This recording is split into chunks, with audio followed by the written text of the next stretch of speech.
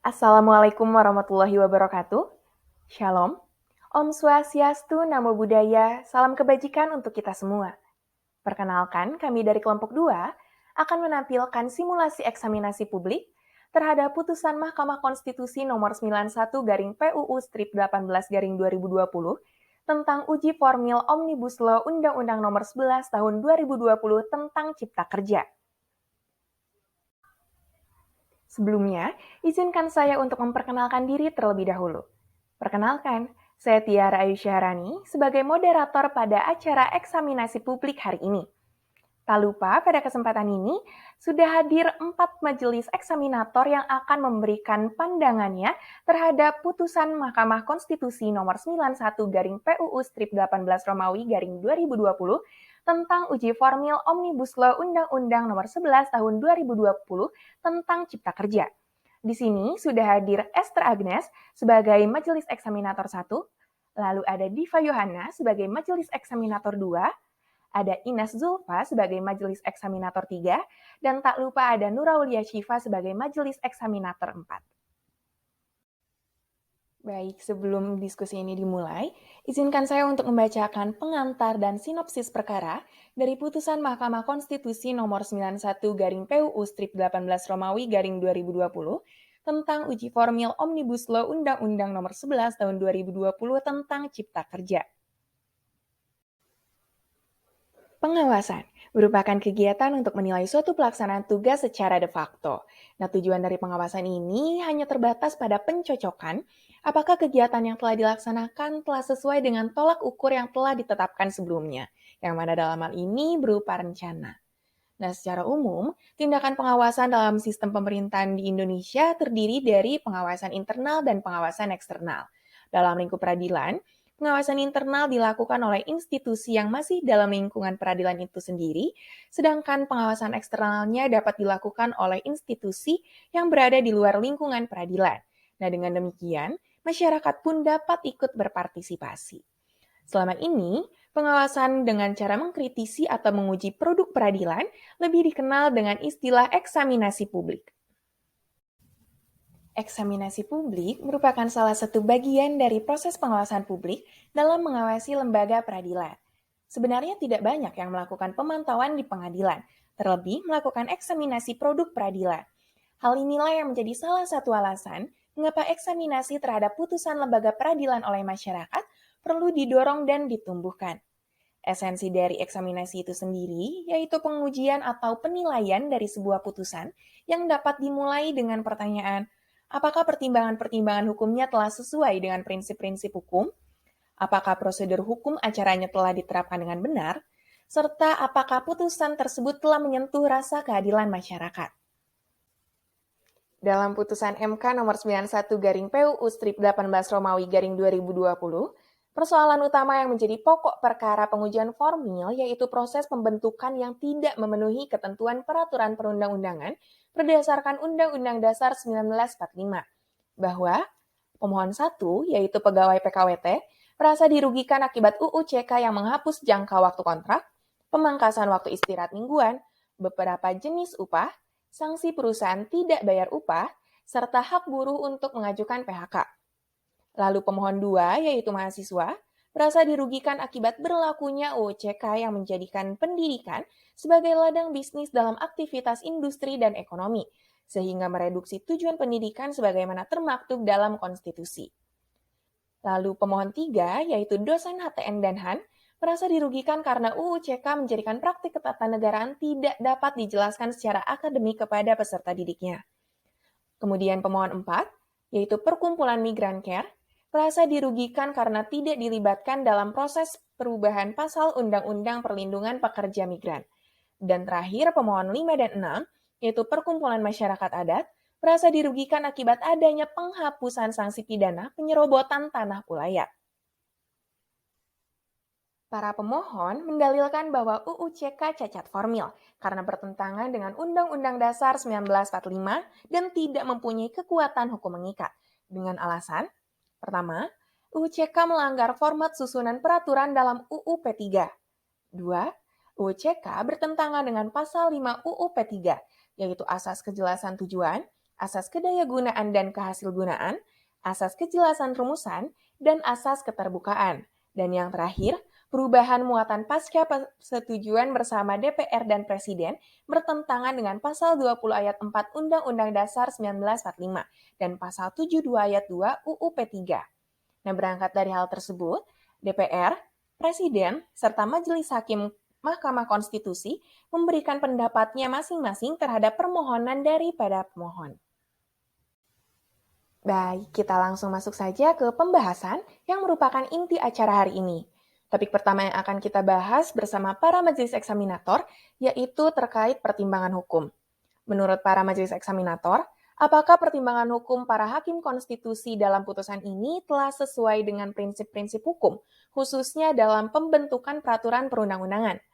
Saya persilakan kepada para majelis untuk menyampaikan pendapatnya. Baik, terima kasih kepada moderator. Jadi dalam hal legal standing para pemohon, MK mempertimbangkan bahwa pemohon 1 dan pemohon 2 tidak dapat menguraikan terkait dengan kerugian konstitusional berdasarkan permohonannya. Dalam hal ini, saya setuju karena pemohon 1 dan pemohon 2 dalam pengujian formil UCK harus menjelaskan terlebih dahulu terkait dengan kedudukannya sebagai pemohon, sebagaimana dimaksud di dalam pasal 51 ayat 1 Undang-Undang MK. Di mana harus terdapat kerugian hak konstitusional yang diakibatkan oleh berlakunya UCK yang dimohonkan pengujian formil, dan terdapat kerugian konstitusional yang harus bersifat spesifik dan juga aktual, atau setidak-tidaknya potensial yang menurut penalaran yang wajar dapat dipastikan akan terjadi. Sedangkan dalam putusan tersebut, pemohon 1 beranggapan bahwa akan mendapat kesulitan terhadap perlindungan hak-haknya sebagai pekerja karena berlakunya UCK. Dan pemohon 2 di sini juga beranggapan bahwa akan mengalami kesulitan untuk memperoleh hak atas pendidikan karena UCK mengkapitalisasi bidang pendidikan, yang mana kerugian konstitusional tersebut tidak bersifat spesifik dan aktual dapat dipastikan akan terjadi. Sehingga menurut saya, pemohon 1 dan 2 tidak memiliki legal standing sebagai pemohon. Kemudian, MK mempertimbangkan bahwa pemohon 3 dan 4 memiliki hubungan pertautan dengan proses pembentukan UCK yang dipersoalkan konstitusionalitasnya. Saya setuju dengan hal ini di mana dijelaskan bahwa kerugian hak konstitusional dalam pasal 51 ayat 1 Undang-Undang MK harus memenuhi 5 syarat. Yang pertama, adanya hak konstitusional pemohon yang diberikan oleh UUD 1945. Yang kedua, hak konstitusional tersebut oleh pemohon dianggap dirugikan oleh berlakunya undang-undang yang dimohonkan pengujian. Yang ketiga, kerugian konstitusional tersebut harus bersifat spesifik dan aktual, atau setidak-tidaknya potensial yang menurut penalaran yang wajar dapat dipastikan akan terjadi. Yang keempat, adanya hubungan sebab akibat antara kerugian yang dimaksud dengan berlakunya undang-undang yang dimohonkan pengujian. Yang kelima, adanya kemungkinan bahwa dengan dikabulkannya permohonan, maka kerugian konstitusional seperti yang didalilkan tidak akan terjadi. Sehingga pemohon 3 dan 4 masing-masing memiliki legal standing untuk mengajukan permohonan akuo. Di sini, MK juga mempertimbangkan bahwa pemohon 5 dan 6 memiliki hubungan pertautan sebagai badan hukum perkumpulan yang aktif, yaitu melakukan kegiatan untuk menjaga keberadaan lahan ulayatnya dengan proses pembentukan UCK yang dipersoalkan konstitusionalitasnya. Saya setuju dengan hal ini. Kenapa? Karena terdapat inkonstitusional terhadap pembentukan UCK, yang mana pemohon 5 dan 6 tidak dilibatkan dalam proses pembentukan UCK. Sehingga pemohon 5 dan 6 memiliki legal standing untuk mengajukan permohonan akuo. Baik, di sini saya sedikit membahas mengenai pertimbangan MK atas permohonan provisi para pemohon.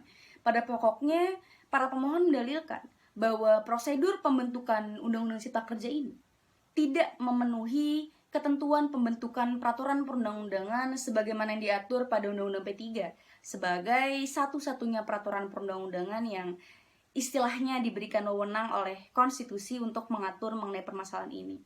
Hal ini dikarenakan terjadi beberapa kali perubahan pada naskah RUU Cipta Kerja ini. Dan perubahan-perubahan ini menyangkut substansi pasal yang diatur pada Undang-Undang Cipta Kerja. Selain itu, ada pula ketentuan yang diatur di Undang-Undang Cipta Kerja namun tidak dapat dilaksanakan karena kekeliruan yang mengakibatkan ketidakjelasan rumusan, seperti pada pasal 6 Undang-Undang Cipta Kerja yang merujuk pada pasal 5 ayat 1 huruf A padahal huruf A ini tidak diatur di pasal 5. Dan mengenai hal ini, MK mempertimbangkan bahwa permohonan provisi yang diajukan itu telah berkaitan erat dengan materi muatan Undang-Undang Cipta Kerja. Jadi tidak tepat untuk dijadikan sebagai dalil permohonan pada pengujian formil. Meskipun memang ketika fondasi formilnya cacat, maka materialnya pun seketika hancur istilahnya. Namun saya tetap sependapat dengan MK, karena pokok permasalahan pada kasus ini sejatinya mengenai uji formil, yang kriterianya tadi sudah dijelaskan. Sehingga memang permohonan provisi ini tidak dapat dijadikan dalil permohonan pada pengujian formil. Begitu. Terima kasih.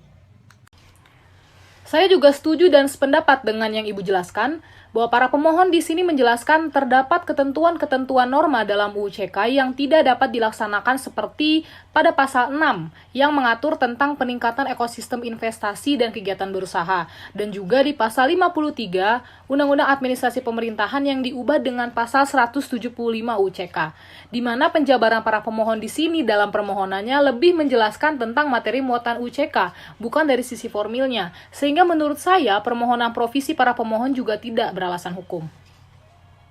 Baik, saya izin masuk. Jika kita merujuk pada duduk perkara yang dijelaskan oleh para pemohon dalam permohonannya, kita bisa lihat terkait syarat penilaian pengujian formil yang tercantum dalam putusan MK nomor 79/PUU strip XVII 2019, yaitu yang pertama, pengujian pelaksanaan prosedur pembentukan undang-undang, yang kedua, pengujian atas bentuk undang-undang, yang ketiga, pengujian berkenaan dengan wewenang lembaga yang mengambil keputusan dalam proses pembentukan undang-undang, dan yang keempat, pengujian atas hal-hal lain yang tidak termasuk pengujian material.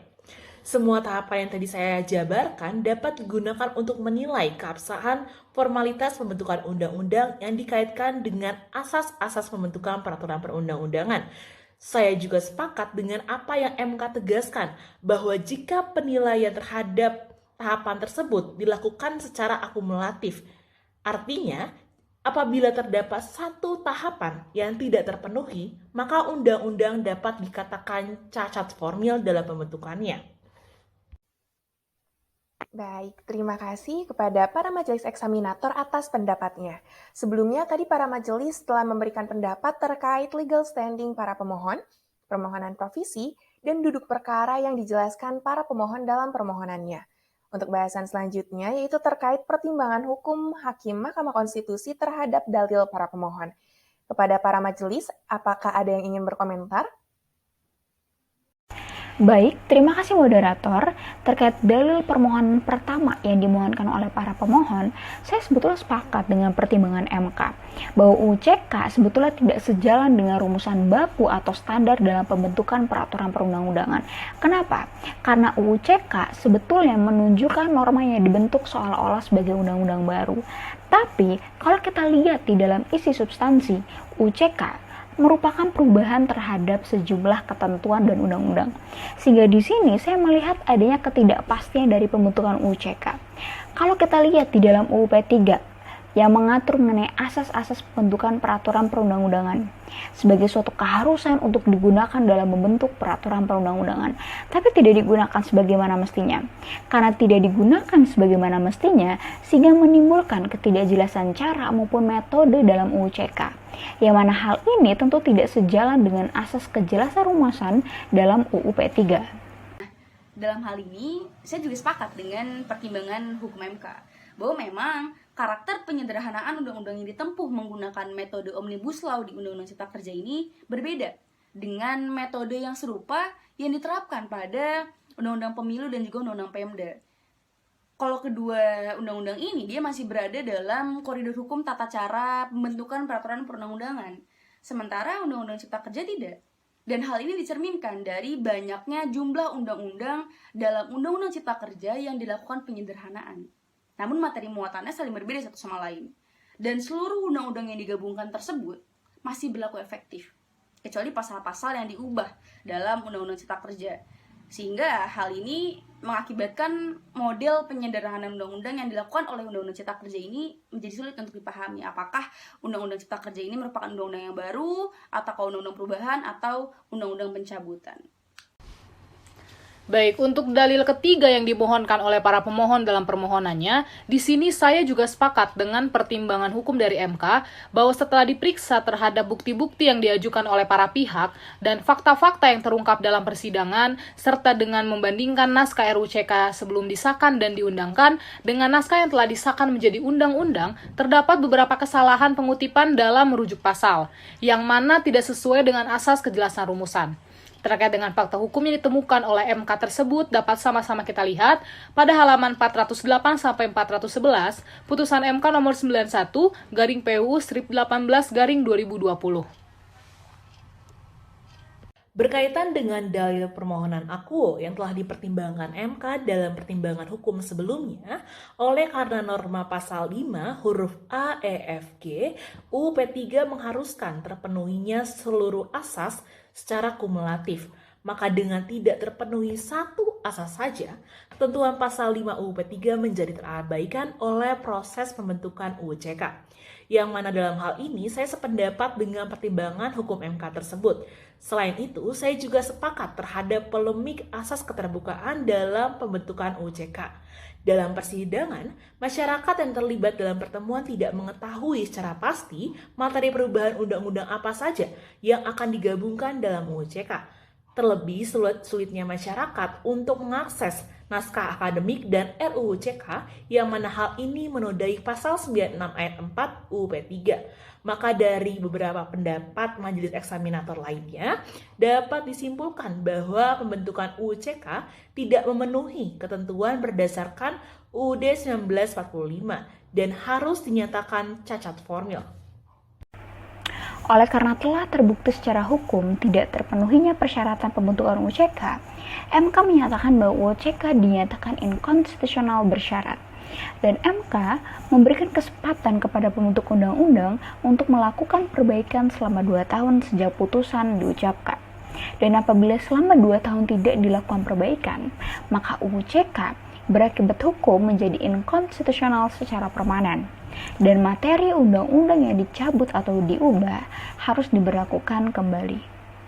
Mungkin saya izin berkomentar sedikit mengenai dissenting opinion per hakim MK.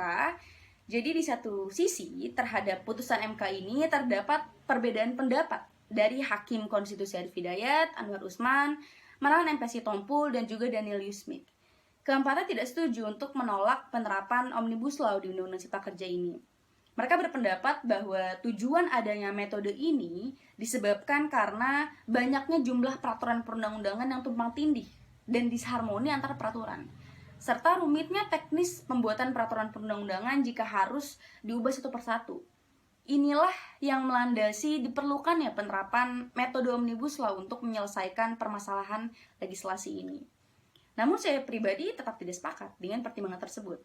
Kembali pada pertimbangan mayoritas hakim konstitusi tadi, bahwa metode Omnibus Law yang diterapkan pada Undang-Undang Cipta Kerja ini berbeda dengan penerapan metode Omnibus Law sebagaimana yang telah dilakukan sebelumnya. Dengan menyederhanakan 78 undang-undang dengan materi muatan yang saling berbeda, justru menjadikan Undang-Undang Cipta Kerja ini sulit untuk dipahami apakah merupakan undang-undang baru, undang-undang perubahan, atau undang-undang pencabutan. Dan hal ini tidak sesuai dengan prinsip-prinsip yang diatur dalam Undang-Undang Dasar dan juga Undang-Undang P3. Jadi saya tetap berpendapat bahwa metode Omnibus Law yang diterapkan pada Undang-Undang Cipta Kerja tidak sejalan dengan rumusan baku atau standar dalam pembentukan peraturan perundang-undangan. Baik, betul sekali dengan apa yang sudah disampaikan oleh para majelis. Saya juga tidak sepakat dengan pertimbangan hukum dari para hakim konstitusi yang mengeluarkan dissenting opinion. Dalam pertimbangan hukumnya, saya membaca bahwa alasan lain yang dikemukakan oleh para hakim konstitusi bahwa terdapat kebutuhan yang mendesak untuk membuat undang-undang lintas sektoral yang menggunakan metode Omnibus Law sebagai regulasi yang komprehensif. Saya berpendapat bahwa berkenaan dengan persoalan lamanya waktu membentuk suatu undang-undang tidak dapat dijadikan sebagai dasar pembenar untuk menyimpangi Undang-Undang Dasar 1945 yang memerintahkan mengenai tata cara pembentukan undang-undang dalam Undang-Undang P3 yang ditegaskan lebih lanjut di dalam pasal 64 ayat 1 Undang-Undang P3. Karena dalam negara demokratis, upaya untuk mencapai tujuan tidak bisa dilakukan dengan melanggar tata cara yang sudah pasti, yang sudah baku, dan sudah standar di dalam proses pembentukan undang-undang. Sehingga atas pertimbangan hukum dari para hakim konstitusi tersebut, saya tidak sepakat. Seperti itu dari saya. Baik, terima kasih kepada para majelis eksaminator yang telah memberikan pendapatnya dalam isu pertama yaitu terkait pertimbangan hukum. Selanjutnya, isu kedua yang akan dibahas yaitu terkait hasil putusan. Menurut para majelis eksaminator, apakah putusan tersebut telah menyentuh rasa keadilan masyarakat? Saya persilakan kepada para majelis untuk menyampaikan pendapatnya. Baik, terima kasih moderator atas kesempatannya. Sebelumnya perlu diingat terlebih dahulu bahwa keadilan itu merupakan salah satu tujuan hukum. Dan hukum yang dimaksud di sini adalah hukum dalam arti kebijakan. Nah, dalam menelaah hukum sebagai kebijakan, perlu memperhatikan kebutuhan sosial yang ada di masyarakat agar kebijakan yang nantinya dilahirkan dapat mewujudkan keadilan sosial itu sendiri. Jadi, cara agar keadilan sosial dapat terwujud adalah jika hukum sebagai kebijakan dapat menjamin kebutuhan setidak-tidaknya sebanyak-banyaknya orang. Meskipun mestinya demikian, namun pada faktanya, Omnibus Law Undang-Undang Cipta Kerja ini yang harusnya sebagai suatu kebijakan hukum dapat menciptakan keadilan sosial, justru dirasa telah mengikis hak-hak masyarakat. Hal tersebut dapat dibuktikan dari adanya penggabungan 78 undang-undang yang tentunya memiliki pokok-pokok pikiran yang memuat unsur filosofis, yuridis, dan juga sosiologis yang berbeda-beda, namun dijadikan satu, menggunakan konsep Omnibus Law, tanpa melibatkan pihak-pihak atau stakeholder yang mencakup pihak dalam masyarakat. Belum lagi penyusunan naskah rancangan undang-undang ini beberapa kali berubah, sekalipun sudah disepakati oleh DPR dan juga Presiden. Artinya, terdapat kekeliruan, di mana penyusunan naskah akademiknya tidak dilakukan secara komprehensif dan juga secara mendalam. Hal ini menjadi bukti bahwa pembentukan Undang-Undang Cipta Kerja dibuat bukan karena memang benar-benar dibutuhkan dan bermanfaat dalam mengatur kehidupan bermasyarakat, berbangsa, dan juga bernegara. Bahkan hal ini juga dapat dilihat dari besarnya gelombang penolakan yang terjadi saat pembahasan hingga pengesahan Undang-Undang Cipta Kerja. Jadi saya rasa putusan ini yang menyatakan bahwa Undang-Undang Cipta Kerja inkonstitusional meskipun bersyarat, sedikit banyak telah membuktikan salah satu upaya untuk menegakkan hak konstitusi masyarakat agar dapat turut andil membentuk nilai hukum sebagaimana yang diberikan oleh Konstitusi Indonesia. Kemudian yang selanjutnya adalah mengenai masalah hak ketenagakerjaan, seperti perubahan regulasi dalam sektor ketenagakerjaan, yaitu pencabutan hak pesangon dan hari libur bagi pekerja wanita yang melahirkan. Padahal, Undang-Undang Ketenagakerjaan telah memberikan hak-hak tersebut kepada para tenaga kerja.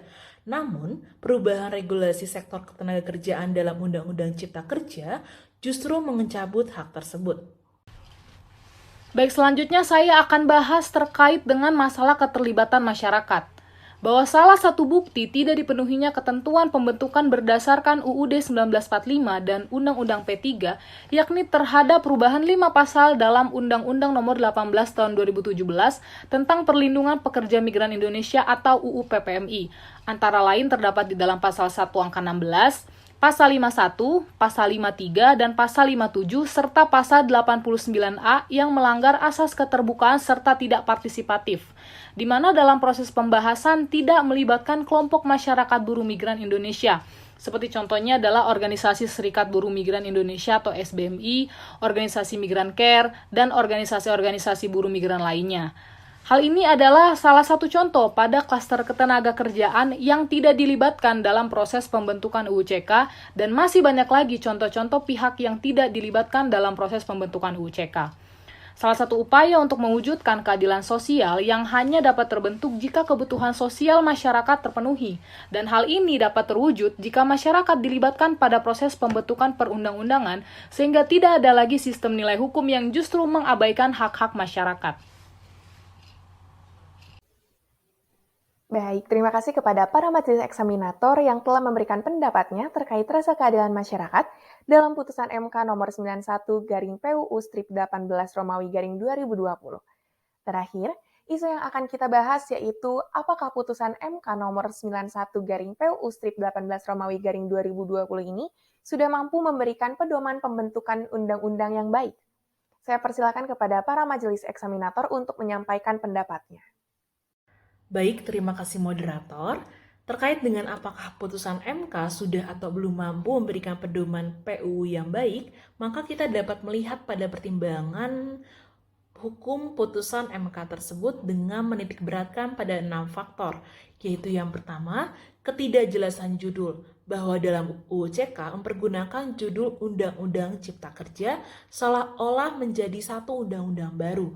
Kendati demikian, substansinya mengubah beberapa ketentuan yakni 77 ketentuan yang tertuang dalam undang-undang yang berbeda serta mencabut satu undang-undang.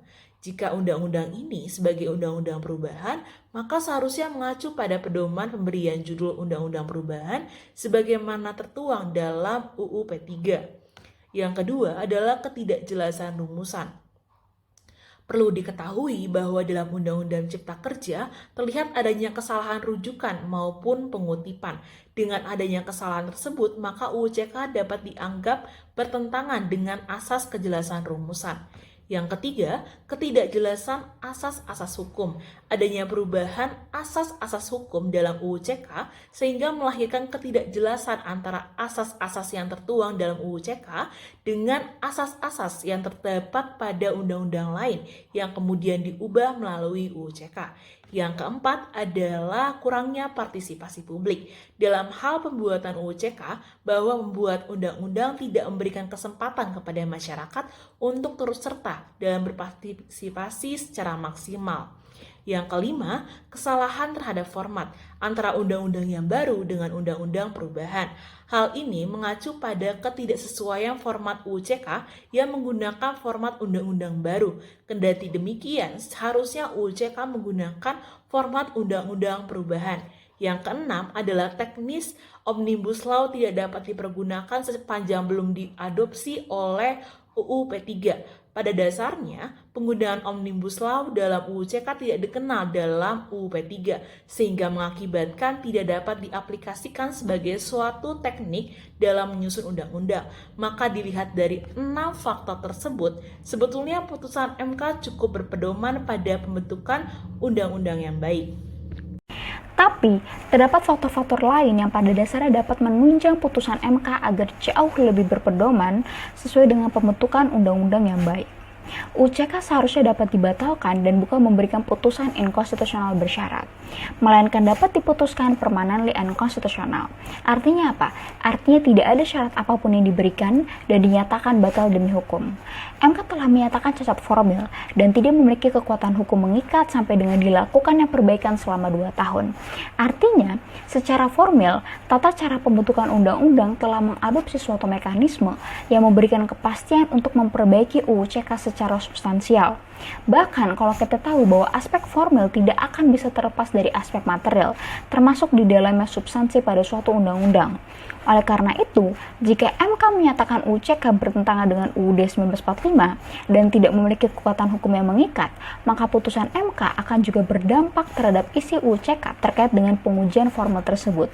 Di sini saya melihat adanya ambiguitas terhadap kata bersyarat yang justru melahirkan pertanyaan terkait dengan pergeseran peranan pengadilan yang awalnya negatif legislator menjadi positif legislator.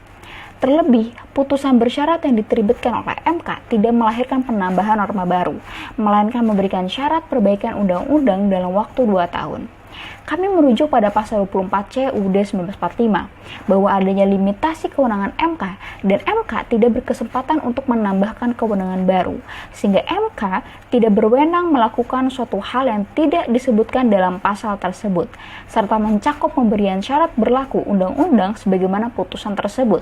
Tapi, MK seolah menganggap seperti check and balances. Namun, sebetulnya perintah yang dikemukakan oleh MK dalam hal perbaikan undang-undang telah memposisikan MK menjadi lembaga negara yang berada di atas lembaga negara lain, yaitu Presiden dan DPR. Terlebih, MK tidak berwenang menyatakan penangguhan atas seluruh kebijakan atau tindakan yang berakibat luas, strategis, dan melarang pembentukan peraturan turunan UU CK sebagaimana tertuang dalam amar putusan poin ke-7. Kenapa? Karena kewenangan MK terkait judicial review hanya mengenai apakah undang-undang bertentangan dengan konstitusi atau tidak. Selain itu, yang menjadi persoalan lain adalah pemerintah memberikan respon serta menempatkan putusan MK sebagai konstitusional bersyarat. Dalam hukum ketatanegaraan, tindakan tersebut dikenal sebagai constitutional perversion atau pembalikan makna terhadap konstitusi. Adapun tindakan tersebut dapat membahayakan serta dianggap sebagai pelanggaran konstitusi. Pada prakteknya, diterbitkan instruksi Kemendagri nomor 68 tahun 2021 bahwa Mendagri menginstruksikan gubernur, bupati, ataupun wali kota untuk berpedoman pada UU CK, pembuatan peraturan baru, pencabutan, maupun perubahan untuk melaksanakan UU CK. Padahal sejatinya UU CK dianggap cacat formil, dianggap tidak memiliki kekuatan hukum mengikat sampai dengan dilakukannya perbaikan selama rentang waktu 2 tahun. Baik, terima kasih kepada para majelis eksaminator yang telah mengemukakan pendapatnya dalam isu terakhir kita. Penjelasan dari para majelis eksaminator dalam setiap isu ini sangat komprehensif ya. Baik, dikarenakan pembahasan isu-isu telah selesai, maka berakhirlah sesi pembahasan dalam acara ini. Selanjutnya, dari sesi pembahasan tadi, dapat disimpulkan bahwa putusan MK nomor 91/PUU/18 Romawi/2020 tentang uji formil Omnibus Law Undang-Undang nomor 11 tahun 2020 tentang Cipta Kerja ini memiliki beberapa kelebihan dan kekurangan. Maka dari itu, di sini saya akan menegaskan beberapa hal yang akan saya berikan dalam bentuk kesimpulan dan rekomendasi. Kesimpulan yang dapat kita ambil dalam isu pertama, yaitu dalil pokok permohonan para pemohon yang menyatakan bahwa UU CK bertentangan dengan asas-asas sebagaimana termaktub pada pasal 5 UU P3, serta prosedur pembentukan peraturan perundang-undangan, sebagaimana diamanatkan pada pasal 20 ayat 4 Undang-Undang Dasar 1945 dan pasal 72 ayat 2 Undang-Undang P3, sejatinya telah membuktikan bahwa terdapat kecacatan formil yang menimbulkan kerugian konstitusional pada UU CK. Dalam hal ini, putusan Akuo yang menerima permohonan tersebut dan memutuskan proses pembentukan UU CK tidak memenuhi ketentuan berdasarkan Undang-Undang Dasar 1945 dan cacat formil. Maka, oleh karena tidak terpenuhinya syarat-syarat pembentukan UU CK, keputusan MK yang menyatakan bahwa UU CK inkonstitusional bersyarat telah sesuai dengan prinsip-prinsip hukum, khususnya dalam pembentukan peraturan perundang-undangan. Selanjutnya, dalam isu kedua, perlu diingat bahwa penyusunan UU CK pun sepatutnya memperhatikan syarat pembentukan peraturan perundang-undangan yang baik, terkhusus dari sisi sosiologis, di mana semestinya suatu peraturan perundang-undangan merupakan cerminan kenyataan hidup masyarakat kebutuhan atau tuntutan pada saat itu. Putusan Akuo yang mempertimbangkan bahwa UU CK dibentuk tanpa asas keterbukaan, sejatinya membuktikan bahwa salah satu upaya menegakkan hak konstitusi masyarakat untuk turut andil membentuk nilai hukum bagi bangsa dan negaranya. Perintah untuk membenahi UU CK pun telah memberi peluang bagi masyarakat terdampak untuk dapat memperjuangkan hak-haknya melalui pembentukan peraturan perundang-undangan. Dan yang terakhir, pada isu 3, putusan Akuo yang menyatakan bahwa UU CK mengandung kecacatan formil membuktikan bahwa secara formil, tata cara peraturan perundang-undangan telah mengadopsi mekanisme yang memberikan kepastian untuk memperbaiki UU CK secara substansial. Dengan demikian, putusan MK ini cukup mampu memberikan pedoman peraturan perundang-undangan yang baik. Namun, UU CK seharusnya dapat dibatalkan dan putusannya diputuskan secara permanently unconstitutional, yaitu tidak adanya syarat apapun dan batal demi hukum. Selanjutnya, rekomendasi yang dapat diberikan terkait putusan MK nomor 91/PUU/18 Romawi/2020 tentang uji formil Omnibus Law Undang-Undang nomor 11 tahun 2020 tentang Cipta Kerja. Yang pertama yaitu UU CK dinyatakan tidak memiliki kekuatan hukum sejak putusan MK diterbitkan sampai dengan masa perbaikan selama 2 tahun, sehingga pemerintah tidak dapat menggunakan landasan apapun dalam UU CK dalam hal pembuatan kebijakan maupun tindakan yang berdampak luas dan mempunyai sifat yang strategis. Selanjutnya, UU CK bukan hanya berbicara mengenai teknokratisme undang-undang saja, melainkan sesuai dengan asas kepastian hukum, keadilan, dan kemanfaatan. Maka dari itu, UU CK harus dicabut secara permanen. Dengan demikian, diharapkan dapat melahirkan pembentukan hukum yang lebih inovatif, partisipatif, dan komprehensif, baik formil maupun material. Dan yang terakhir, perlunya pengadvokasian terhadap pelanggar putusan MK yang dilakukan oleh pemerintah, termasuk pembalikan makna konstitusi yang sejatinya sangat membahayakan konstitusi Indonesia. Tak terasa, seluruh rangkaian eksaminasi publik terhadap putusan Mahkamah Konstitusi nomor 91/PUU-18 Romawi _2020 tentang uji formil Omnibus Law Undang-Undang nomor 11 tahun 2020 tentang Cipta Kerja telah selesai. Saya ucapkan terima kasih yang sebanyak-banyaknya kepada para majelis eksaminator yang telah bersedia meluangkan waktunya untuk memberikan pandangan dalam eksaminasi publik hari ini.